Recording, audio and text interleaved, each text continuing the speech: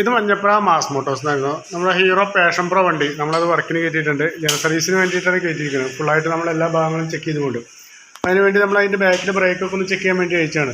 ബാക്കിലെ brake shoe check ചെയ്ത് നോക്കുമ്പോൾ നമുക്കത് മാറ്റാറായിട്ടുണ്ട് കേട്ടോ. ബാക്കിലെ ബ്രേക്ക് ഷൂ അത് മാക്സിമം അഡ്ജസ്റ്റ്മെൻറ്റ് ആയിട്ടുണ്ട്. അപ്പോൾ ബാക്കിലെ ബ്രേക്ക് ഷൂ നമുക്ക് മാറ്റാറായിട്ടുണ്ട്. ടയറും നമുക്ക് ആവറേജ് ആയിട്ടുണ്ട്. കുറച്ചും കൂടി ഓടിക്കാനുള്ളൂ. ടയറിൻ്റെ കണ്ടീഷനും മോശമാണ്. ടയർ നമുക്കത് കുറച്ചും കൂടി ഓടിക്കഴിഞ്ഞാൽ ടയറും കൂടി മാറ്റി റീസെറ്റ് ചെയ്യേണ്ടി വരും കേട്ടോ. അപ്പോൾ നമുക്ക് ബ്രേക്ക് ഷൂ എന്തായാലും മാറ്റണം. അതുപോലെ അതിൻ്റെ ചെയിൻ്റെ ഭാഗം ചെക്ക് ചെയ്ത് നോക്കുമ്പോൾ ചെയിനൊക്കെ പുതിയ ചെയിനാണ്. നമുക്ക് ടൈറ്റ് ചെയ്യാനുണ്ട്. അപ്പോൾ ടൈറ്റ് ചെയ്ത് ഓയിലും ഗ്രീസും കൊടുത്ത് റീസെറ്റ് ചെയ്യാം.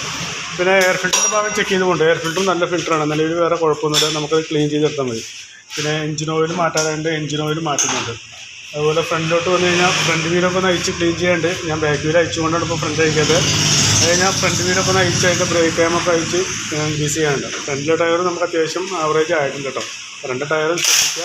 ആവറേജ് കുറച്ചുകൂടി ഓടിക്കഴിഞ്ഞാൽ അത് മാറ്റിക്കളയാൻ ശ്രമിക്കുക. ഓക്കെ.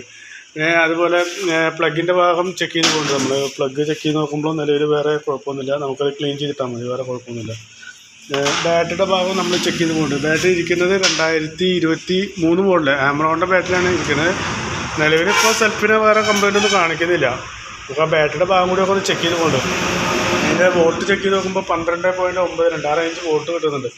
അത് ടെസ്റ്റ് ലോഡിലേക്ക് കൊടുക്കുമ്പോൾ ഒരു 8.70 ആ റേഞ്ച് ഏകദേശം ബാറ്ററി ആ കംപ്ലൈൻറ്റിലേക്ക് വന്നുകൊണ്ടിരിക്കുന്നുണ്ട് കേട്ടോ.